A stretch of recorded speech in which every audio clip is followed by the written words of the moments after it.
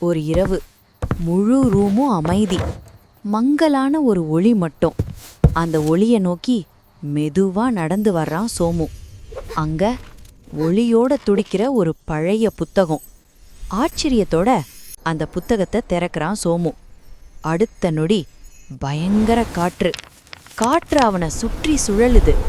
அவன் கால்கள் தரைய விட்டே பறக்குது. அந்த புத்தகத்துக்குள்ள சோமு இழுக்கப்படுறான்.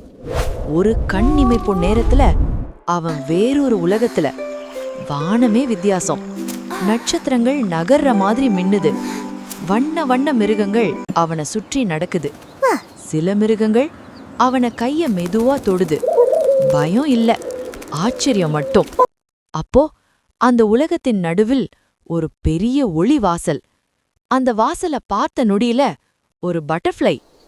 சாதாரண பட்டர்ஃப்ளை இல்ல, பெரிய இறக்கைகள். ஒளி பறக்கும் மாதிரி மின்னுது. அது நேரா சோமுவை நோக்கி வருது. மெதுவா அவனை தூக்குது. சோமு எதுவும் பேச முடியாம அதிர்ச்சியோட பாத்துக்கிட்டே இருக்கான். அடுத்த நொடி தடக். சோமு அவனோட ரூம்ல, அவனோட பெட்டுல.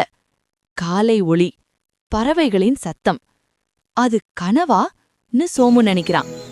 ஆனா அவன கையில் ஒரு சிறிய ஒளி இறகு. அந்த இறகு மெதுவோ ஒளிர ஆரம்பிக்குது. அப்பதான் புரியுது, அந்த பயணம் கனவில்ல. அந்த புத்தகம் இன்னும் காத்துக்கிட்டு இருக்கு சோமுவுக்காக.